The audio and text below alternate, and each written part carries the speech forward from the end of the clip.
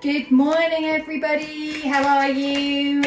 Christmas ready on this blustery Tuesday morning, ready for, they're all falling out, an animal wisdom reading for the collective. So tuning in, pick up the bits that really jump at you, speak at you, reverberate in your brain, touch your heart, feels familiar, feels uncomfortable. These are all messages and the way that spirit will get messages to you. So open your heart, open your soul, switch off your mind so it goes a little quieter, so you use your feeling sense to see which part of this collective reading is going to work for you. So bats.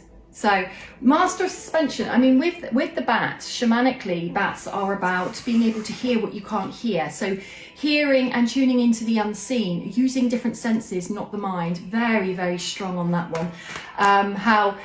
How our other senses are here to help heighten our awareness of our experience. But if we only come from one modality, we're limiting our experiencing. We're limiting our worldview, our life view. We're limiting what we're creating in our personal life and the contribution that we give to the world. A very common one at the moment in the astrology at this time is people not feeling good enough and fear of judgment. Yes, that's a thing, but if we don't work through it, how much we don't reach our potential. It's like these things are here for us to address, not to keep shelving like we have done for millennia. We're getting to a place now where it's owning our wounds, owning our experiences, owning our emotions, and doing something about it, with it, heal it, because that's how we become powerful, not powerless. So salamander, 2 of branches. So this is about finding the right people.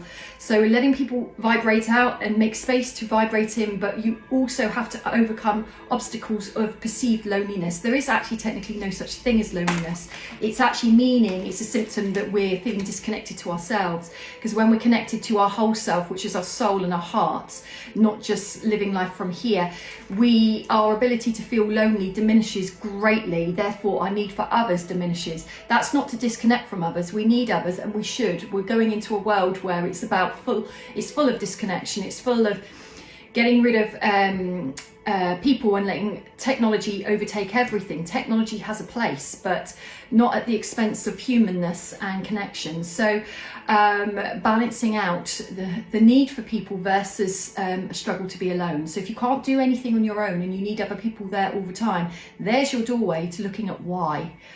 Because actually spending alone time is incredibly precious. It's where we value ourselves, we nurture ourselves, we self-care, and we reflect. If we don't have time on our own, where's the space for that? Where's our growth? And then, even worse, we stay trapped in our cycles. So we have to feel in order to heal. Feeling something doesn't make it worse. We've already been through it. We've already been living it. It just means we're being honest, self-honesty.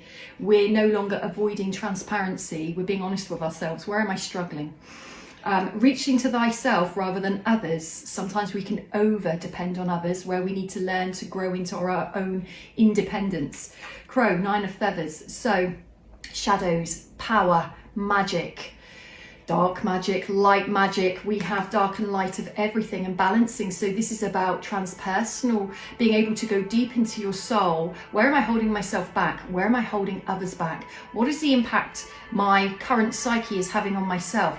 What is the impact my way of being is having on others? Am I aware? And can I be honest with myself, or do I go into avoidance?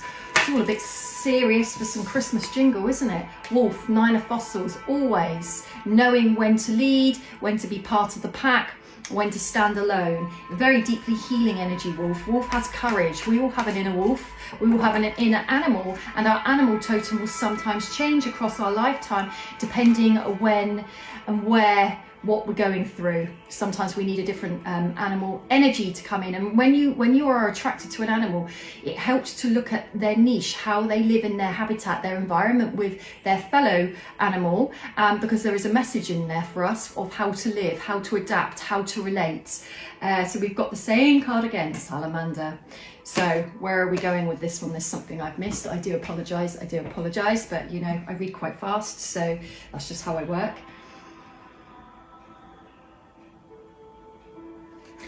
It really is about relationship patterns, breaking cycles. It's about nailing cycles, breaking cycles, because we're coming into a new year. So relationship patterns aren't just romantic relationships, family, friend, business. Equally, your relationship to yourself. It's that clever thing of how do we wake up? How do we wake up to what we're doing that we may not be conscious of?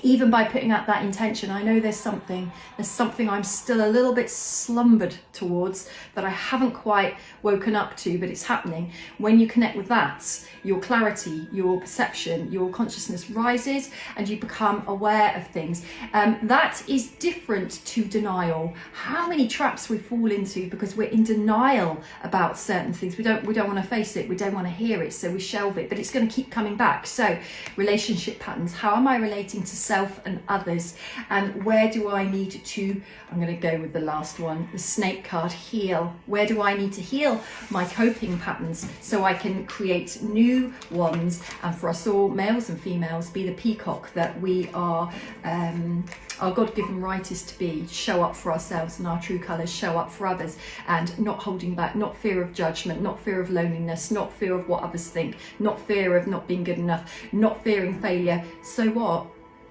In the nicest, most loving possible way. Okay, so say if those things happened, what does that actually mean? All right, there's a little bit of a lesson, there's some learning. Can we find the humour in it and carry on anyway? Rather than avoiding, lean into, face, address. Take care, everybody.